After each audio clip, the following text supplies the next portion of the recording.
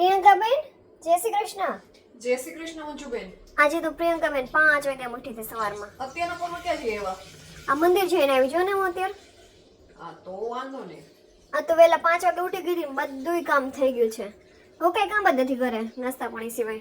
થોડીક વાર બેહી લઉં. એમની સવારનો ફોન મારે કઈ પંચાયત જ કર્યો. આપણે જો કોઈ પંચાયત કરવી જ નથી, ખાલી બેસવું છે.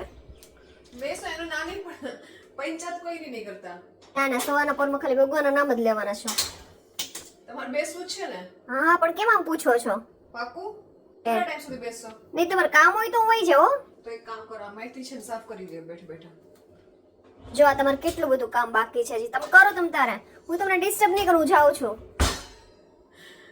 હા હા, એક નંબર ના હાલ જોડાઓ. કઈ નહીં જાઓ. પણ હું મેથી થેપલા શીખવા આવીશ હો, બની જાય ત્યારે.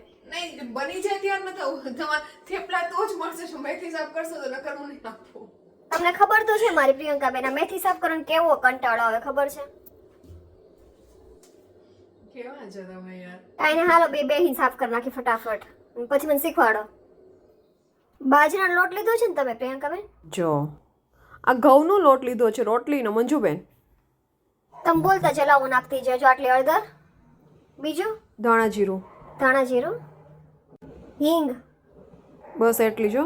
પછી મીઠું બરાબર, અજમો, લાલ મરચું, લીલું મરચું. હા ભાઈ લીલું મરચું, હાલો ભૂલાઈ ગયું મને. લીલું મરચું, બસ હવે નાખો ને. પછી તલ,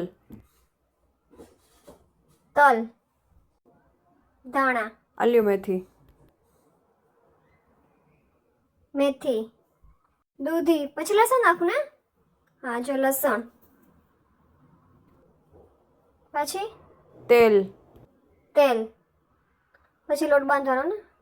હા તેલ નાખ્યું છે ને એટલે પહેલાં બધું મોણ દઈ દેવાનું આવી રીતે મિક્સ કરીને, અને પછી પાણી નાખતા જવાનું અને લોટ બાંધતો જવાનું. તો એક કામ કરું, તમે છે ને લોટ બાંધો છે ને ત્યાં હું છે ને આ ગેસે ચા મૂકી દઉં.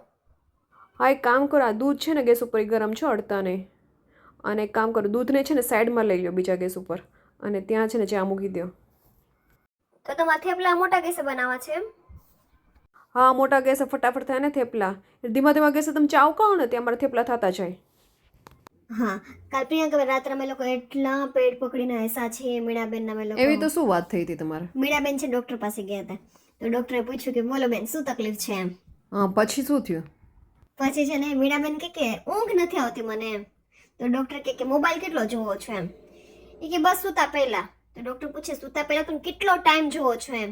એ કે જ્યાં સુધી ઊંઘ ન આવે ને ત્યાં સુધી. અને બધા હૈસા છે પેટ પકડીને. કાંઈ 11 વાગે બેઠા ને તો પછી મીણાબેન કે મને ભૂખ લાગી છે એમ. તો પછી કિશોરભાઈ કે હાલો આપણે છે ને અહીંયા આઈસ્ક્રીમ ખાવા જાય. તો બધા આઈસ્ક્રીમ ખાવા ગયા રાત્રે 11 વાગે, અને પછી આવ્યા 12 વાગે. હો બધા સૂતા છે 12:30 1 વાગે.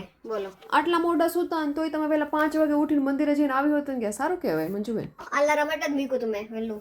એક કામ કરો મંજુબેન, તમે છે ને પહેલાં ગરમ ગરમ થેપલા છે ને ખાઈ લો. બહુ વહેલા ઉઠ્યા છો ને, અને લાવો 4 કપ લાવો, હું એ મૂકી દઉં છું, તમે ખાઈ લો. ચાલો. ના ના પ્રિયંકા બેન, જો બધા હારે જ બેસું છો, મારે એકલીને કઈ નથી બેસું. હારે બેસી તો બહુ મજા આવે ખાવાની.